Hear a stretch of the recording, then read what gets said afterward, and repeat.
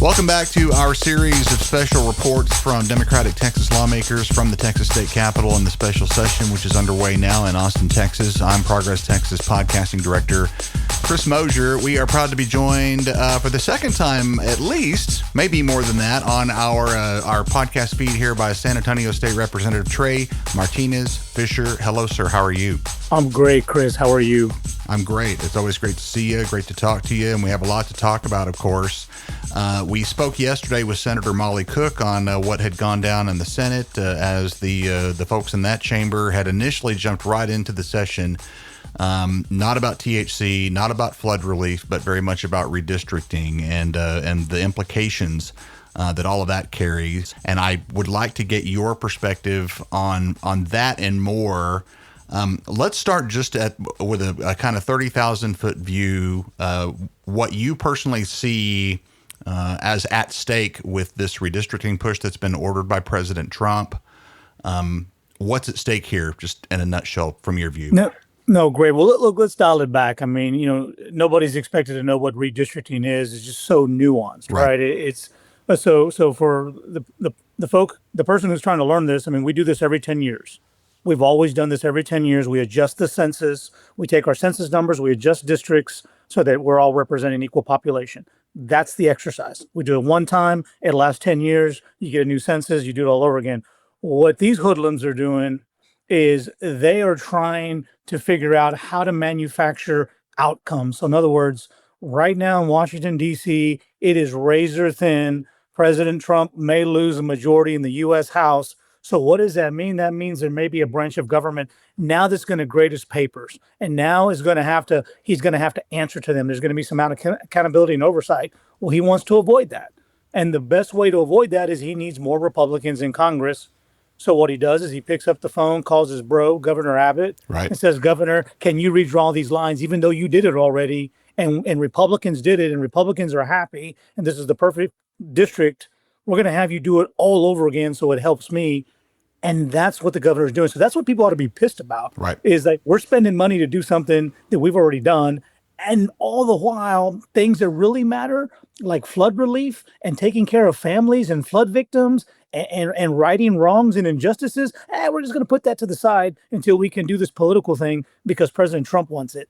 And that's what's so frustrating. That's what people ought to be reacting to. Right. And we should back up just a hair on two things and say that we're not overstating the fact that this is very much at the whim of President Trump. Governor Abbott was initially very, very reluctant to even broach this topic, much less in a special session, especially considering the reluctance that congressional Republicans in Washington from the Texas delegation there were showing. They didn't really want to do this. It took a personal phone call from the president to sway Governor Abbott into wanting to do this, and that's very much on the record. Let's also talk, Representative, if you would, about the fact that they have based this argument around the notion that the districts that we're talking about in Houston and also in DFW are somehow racially gerrymandered after the Republicans have been arguing that their map that they oversaw and that they, approved really is race blind. Can you see any way that they could possibly square that discrepancy? Well, Chris, I'm going to tell you the truth. It doesn't pencil. The theory does not pencil. Now, again, Republicans are in complete control. They drew these districts. Right. They passed these districts. They've been sued over it for other reasons. But in a federal courtroom, the map drawers, those in charge, like Senator Joan Huffman, swore an oath and testified in a federal trial that their race had nothing to do with the composition of these districts. These were just drawn by traditional redistricting principles and that they are legal. So how do you go to a federal courtroom and you swear under oath under penalty of perjury and other things that these maps are legit? And then you have President Trump, his DOJ say, no, they're not. And within one day, we already we declare a special session with emergency item and bring people to town. Like, what I want to know is who's lying. Right. That's what I want to know. And that's what the public should be asking. Well, who's lying here? Right. Absolutely. So back to the special itself. It's in progress right now. The Democrats are outnumbered to the point in the chamber to where Republicans can pass these maps with no approval from any Democrat. which leaves a very limited number of options on the table for the Democrats to oppose something that, in our view at Progress Texas, and I think in a growing consensus view, must be opposed in some way. The most publicly discussed option on the table is a walkout to break quorum. This is something that you have very direct experience with. You're one of maybe a little fewer than a dozen currently serving Democrats in the chamber who have done this before. And in fact, you helped organize one in 2021. Would you give us kind of a short version of that 2021 walkout, your participation in it, the results? Just give us the basics on that, if you would. Sure. Well, I had really good training. People forget, we also broke quorum in 2003 when Tom Right. DeLay did this exact same thing. Right. And I was a sophomore in the Texas House, and we went to Ardmore, Oklahoma, for a few days. And I'm proud to tell you that those buses that took us to Ardmore, Oklahoma, were from San Antonio City Tours, buses that I arranged. So look, I've been drinking from the fire hose since '03. Yeah. I'm an old hand at this. And in 2021, when we saw people's voting rights being taken away, we knew we didn't have the votes, but we knew we had a moment to rally the nation, to tell the nation that we need to wake up because our democracy is being taken right before our very eyes. And I figured that if we broke quorum and went to Washington and we camped out at the U.S. Capitol and we camped out at the White House, that federal officials would listen to us and they would pass national voting rights reforms and standards. And I was there for 6 weeks. Wow. And I'm reminded, I'm looking at old credit card statements and how much money, we had to spend to break that quorum. My youngest daughter we celebrated her 15th birthday yesterday. And she reminded me that I was on a quorum break during her 11th birthday party, Wow. being in Washington and not being with her in San Antonio. And so, look, never underestimate what Democrats will do to save democracy, to protect voting rights, to protect our voting franchise. Now, we are relentless. We take this job very seriously. We are part-time lawmakers. We have families. We have jobs. We want to be civilians when we're not in Austin. But we will go to extreme lengths if that's what it takes to counter-program extremists on the other side who want to take away our voting rights and our voice. Let's talk about development since 2021. There's a new law that's been passed since then that imposes a $500 fine on any, not specific Democrat, any lawmaker that I guess that walks out for the purpose of breaking quorum per day, per member. That's a fair amount of money. That's a lot of money for me, I'll tell you that.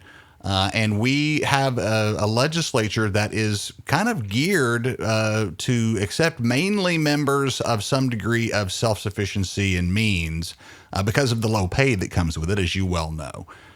So that results in a lot of folks in the chamber, I would say, probably weighing heavily towards the Republican side, who might spend $500 on your average business lunch. So that fine seems to be targeted at mainly members who maybe are working day jobs or small business owners who that is a significant amount of daily money. Talk about that in terms of, do you think that's dissuading maybe members of the Democratic delegation away from a quorum break plan? Right. Well, it was a good question. Like those reforms and those rules were changed in the aftermath of the 2021 quorum break. Right. But let's be really clear. Look, I'm a trained lawyer, been practicing law 25 years. We have our house practice, which is right here. These are the norms and customs of what we do. Yeah. And then on top of that, we have our house rules, which are our norms and practice that we actually put into writing and everybody's supposed to live by. Well, on top of that, we have state law. And on top of state law, we have the Constitution, both the state and federal Constitution. And there are a number of provisions that say a lawmaker will not be detained when they're doing their job. We have the constitutional right of speaking and debating. We are sworn to protect the Constitution, and we are elected to represent our constituents. I'm not so sure that a measly little rule is going to do anything. So this rule number one has not been challenged, but until it's actually challenged, sure. I think anybody facing a threat of a fine, that's a real situation to be concerned about. But I think the legal community, the experts will tell you, well, house rules are house rules. I mean, doesn't make them right. Right. So look, we're willing to test that if and when that becomes an option. But I think that, the same people that we rely on for our public policy advice, our legal strategy on other issues, if they tell us, this is a nothing burger, well then, we have to rely on that, because that's why we pay him the big bucks to be our legal counsel, right? Well, on top of this fine, of course, is the threat of arrest, which is why, prior times that this has happened, either the lawmakers in question have gone into hiding in Texas somewhere, or they've left the state. As you mentioned, the flight to Ardmore that happened in 2021. There has already been talk from Attorney General Ken Paxton that he will hunt down and track down and bring in anybody who tries to break quorum. There was a mention in a Houston Chronicle piece from Representative Ron Reynolds that he wouldn't be surprised if Trump sent the National Guard after Texas lawmakers who had even left the state of Texas. What does that look like? Is that possible if you guys actually leave the bounds of the state? Is there a federal option to arrest and bring you back? And frankly, and pardon me if I'm getting a little paranoid here, but we've seen all the ICE horrible stuff that's been happening lately. The feds have not been reluctant to exercise muscle in ways that a lot of people find reprehensible and questionable. So is that a concern as you're thinking about maybe doing this? I mean, look, it's always a concern. And of course, this Trump administration has gone to new lows in terms of how we're treating people, even United States citizens, right, who have constitutional rights and the right of due process and all the civil liberties that we have just for being born in this country. So yeah, that's a legitimate concern. But look, let's think about this. We're talking about voting rights, which are actual civil rights. And there are people who have spilled a lot of blood, and people have died for the right to vote and the right to organize and the right to be treated like equals. And so if the price I pay or anyone else, if someone's going to put me in handcuffs, my response is, so what? That is just a fraction of punishment relative to my peers and forefathers and foremothers who have done a whole lot more in terms of sacrifice so that I have the privileges that I have today. So look, this is public service, right? It is a full contact sport. We know that getting into this. But what I will say to the Ken Paxtons of the world is what goes around comes around, right? Yeah. So, be careful what you ask for. And so it doesn't take much. I mean, I think we have the right to hire our own security. I remember times, I've been around this Capitol long enough, when I've seen DPS trooper stand off against DPS trooper, one protecting the executive branch, one protecting the legislative branch. And so I've been here long enough to see that. And who knows, maybe that's what we'll see again. Well, that's a story that we don't have time for right now, but I want to hear that story at some point in the future for sure. So just to sum up the redistricting thing, what Representative Martinez Fischer, what do you want to see happen? What do you really? I won't even ask you what you expect to see happen. What do you want to see happen? Well, it seems to me that what is in play here is a absolute threat to the administration of actually having a branch of government that's going to provide accountability and oversight for the nation. I don't know that is a grounds to reconstitute these districts. And if you're going to do it, you certainly shouldn't do it by violating the rights of minority voters, African Americans, Latinos, and Asians, because they have rights. And one of those rights is to elect candidates of their choice. Again, these are maps that have already been legitimized by the state, defended by the state. We are in the middle of a decade. And now for a new theory to come about, I'd like us to see, let's open up the federal record.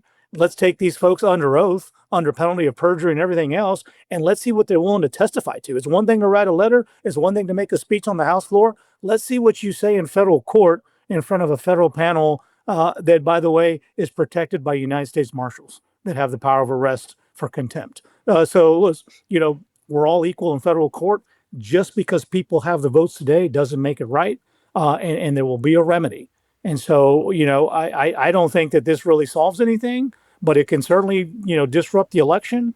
And for a federal government that's counting every single vote by every member of Congress, last thing you want is to have chaos in the election system. Very, very good.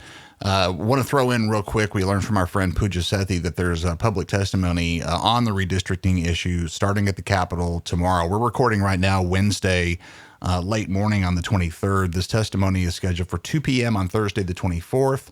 We'll stick a link where you can find out more and register and whatnot in the show notes of this podcast. So while we're talking about all this, Rep. Martinez Fischer, we're also not talking about flood relief.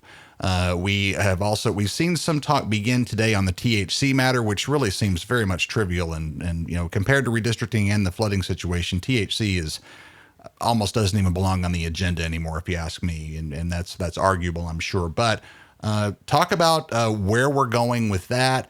How do you see, how does it hit you as a representative of San Antonio, which is very close to where this the flood happened there in Kerr County? Sure.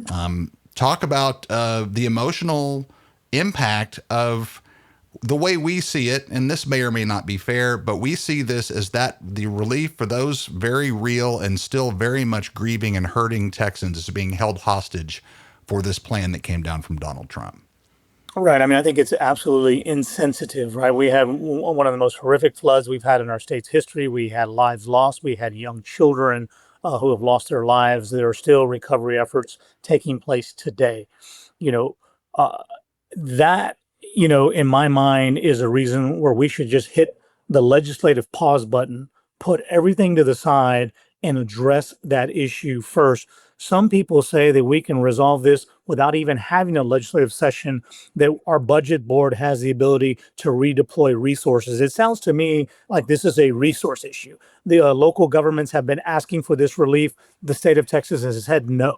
And so if this is an issue of resources, we ought to be able to do that without convening 181 men and women to take a vote on something that we all see as a must do. Right. That aside, if we're going to have policy discussions about best practices or what else we need to do besides, provide financial resources, well, we ought to do that first. I think that the public should judge us and frankly, judge the people in charge, Republicans, judge them based on their priorities.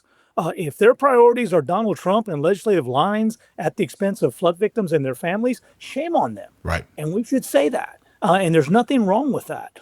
We've had this flood in the Hill Country. We also had a big flood in the city of San Antonio where we lost 13 lives. We want to make sure that whatever relief we're providing in the Hill Country, we can provide in the city of San Antonio. Sure. After all, these floods probably happen on state roads that are supposed to be maintained by the state. So we have demonstrated pretty clearly that our ability to walk and chew gum is sometimes challenged. And this is one of those instances. And look, I've been through 25 years of legislative fights. You can lock the door. We can go all night if we need to. But let's fix this problem first, and then let's leave the political fighting for another day. And that's what we should be doing. Very, very good. We appreciate this update. We know you guys are in a busy moment for sure with the special session. So thanks again for spending a couple of minutes. Anything you want to leave listeners with as we close down? Well, you made a good point about this hearing taking place tomorrow. And as of now, there has not been a map produced, which really defies legislative logic. You don't even get a committee hearing until you have an idea that's been referred that people get to look at so they can show up to a hearing and give their opinion. But yet here in this process, we have set a public hearing to have a discussion about an idea that the public's being asked to give opinions on that idea, but nobody knows what the hell the idea is. Yeah. And that is wrong. Yeah. You can't cheat democracy when it comes to voting rights and people having the ability to give their opinions.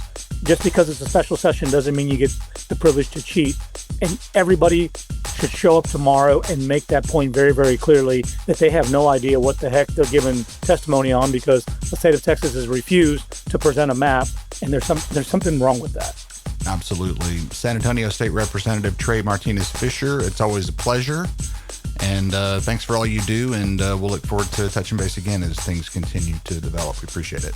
Let's do it. Look forward to it. Have a good one.